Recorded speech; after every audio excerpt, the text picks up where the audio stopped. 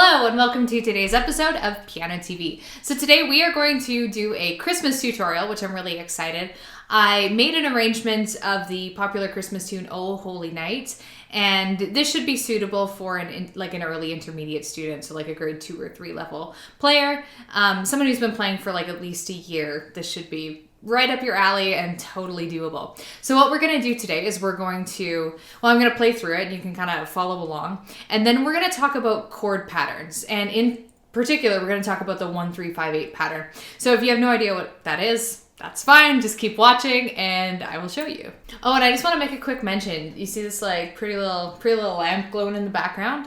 I was sent this by a company called Aki, and I hope I'm pronouncing it right. And they advertise it as like kind of an all-purpose lamp, and or like it could be a piano lamp and stuff. So I have it in my piano studio. It's really nice. It's not great. Like if you have no light in your room and you just put that on and try to read music, it won't work because it's not like directional. But it is really great for like adding that nice little bit of ambience in your piano studio. So if that's something that you're interested in, I think it's really cool. It actually like goes multicolored too, but like that's not as useful for a piano studio. But I have it all in the link in the description bar below if you want to check that out. Anyway, let's get started. First off, let's start with the backstory of "Oh Holy Night."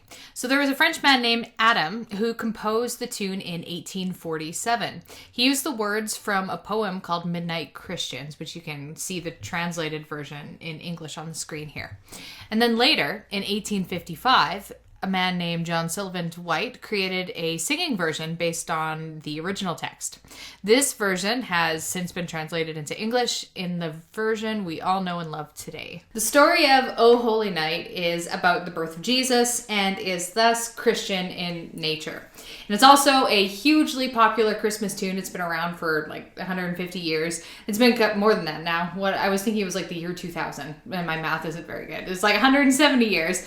It's been covered by everyone from Mariah Carey to Bing Crosby to the Trans-Siberian Orchestra, among many others. So the main reasons I wanted to use this specific tutorial today, "Oh Holy Night," for our tutorial is because, well, I think it's a really beautiful song. So, I mean, there's that. But I also think it is a really good introduction to the 1-3-5-8 chords that I mentioned. And yeah, so without further ado, I'm going to hop on the piano. You can follow along and then we will discuss the details.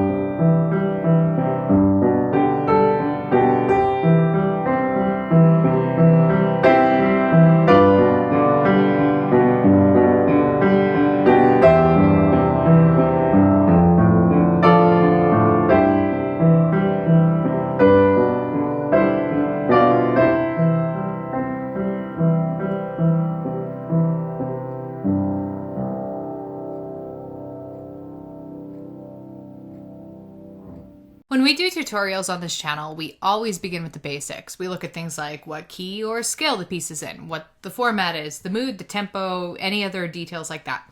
So first things first, let's start with the key. So you'll notice that there are no sharps or flats hovering at the beginning. So what scale or key has no sharps and flats? It is the key of C major. Next up, let's talk about the form of the piece. There are 3 distinct sections here, and I want to walk through them with you and take a look at what they are. So the first section is obviously right at the beginning, so I'm just going to mark it with a number 1.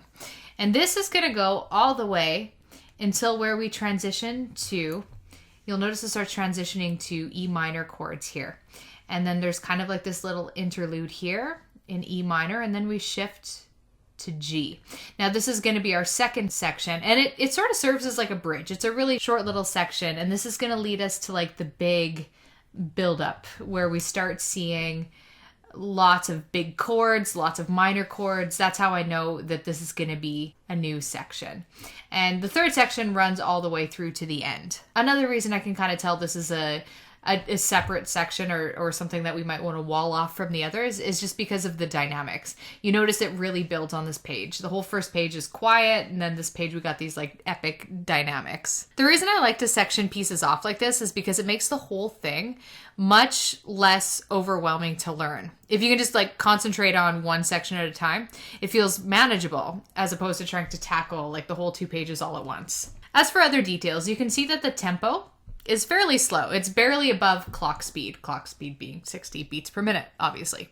But keep in mind, you have to, it's really tiny, but this is a dotted quarter note. So that means you have to fit 3/8 notes in the span of 65 beats per minute. So it's not as slow as it might appear on the surface. Our time signature is 6/8, and that's telling us that there are 6/8 beats in every bar. And you can see this clearly in the left hand. 1, 2, 3, 4, 5, 6. 1, 2, 3, 4, 5, 6. That's how you would count it. So 6/8 time has this really nice rocking lullaby feel to it. And it's important that we maintain that gentle rocking flow by keeping the left hand 8th note really, really steady. Counting this piece is actually really simple. Since the left hand is so steady and constant, it serves as almost like a metronome. And all you really have to do is make sure that the right hand is aligning properly with the left hand. If your left hand's steady, the rhythm of the right hand should naturally fall into place.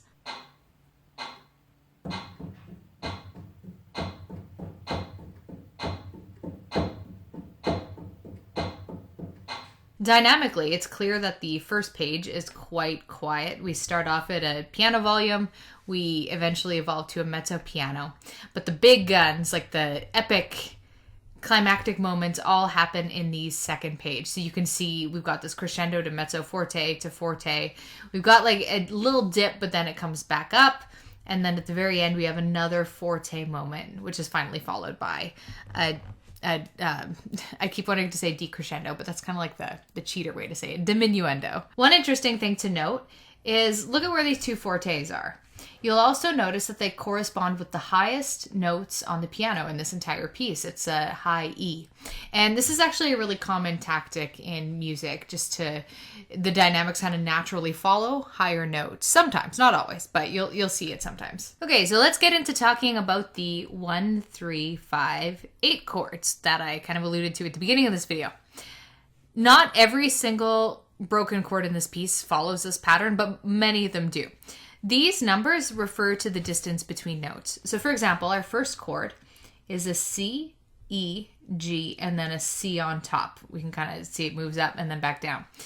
If we were to count these notes on the keyboard, you'll notice that this is 1 to 3, 3 to 5, 5 to 8. I'll show you on the keyboard so that makes more sense. If you were to count these notes out on the keyboard, you'd see that C is note 1, E is note 3, G is note 5, so 1, 2, 3, 4, 5.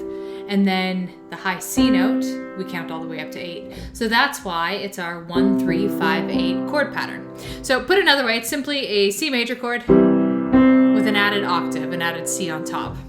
This type of chord pattern only really works well in 6/8 time, or like 12/8 time, some other variation. It's because it naturally flows in 3s. 1, 2, 3, 4, 5, 6, with the home note, in this case C, falling on the start of each group of 3. So 1, 2, 3, 1, 2, 3, or 1, 2, 3, 4, 5, 6. So basically, don't try to use this chord pattern in 4/4 time because it won't work. If you're learning a piece in 6/8 and you don't want to read the left hand, or you just want to look at the chords up top like C, F, C, etc., and you want to just follow along with that, you can use the 1-3-5-8 pattern. It's really straightforward and it's a little bit more interesting than blocked chords. Like it's literally as simple as playing a basic 3-note chord. Like here we have a C major chord, or here we have a G major chord, and then adding another C or G, like the full octave note up top. If you're playing a more complicated chord like a 7, like here we have a B7,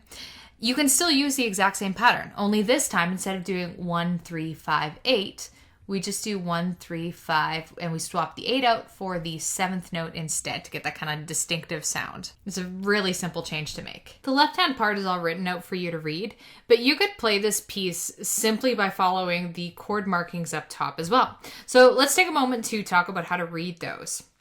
Anytime you see a single letter like C or G, you're just playing like a basic plain old C or G major chord.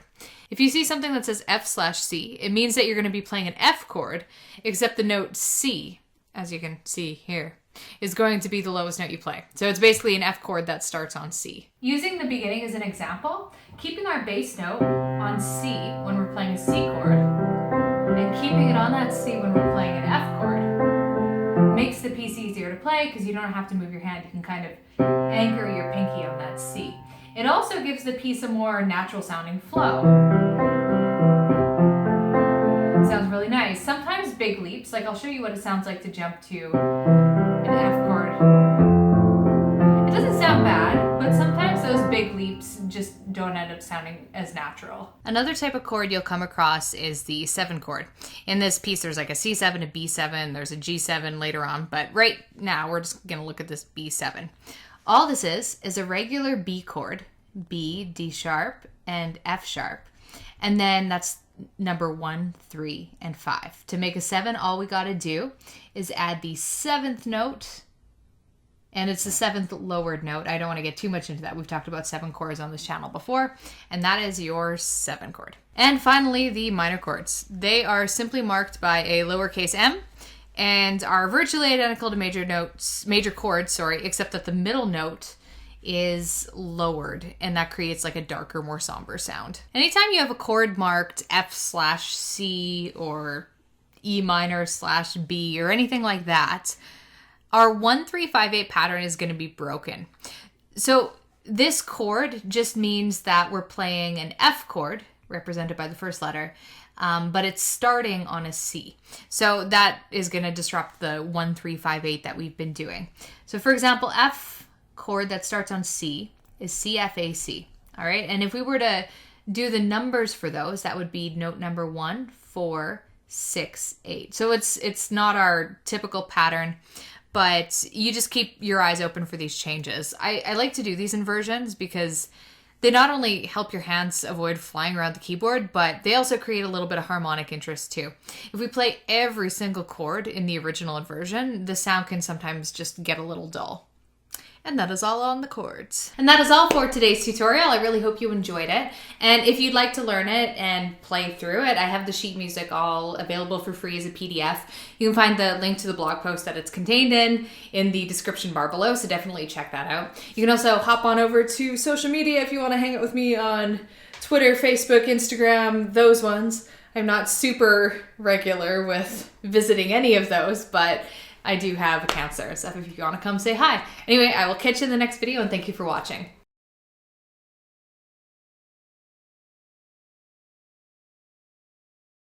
Dynamically, it's clear that the first page, it means that you,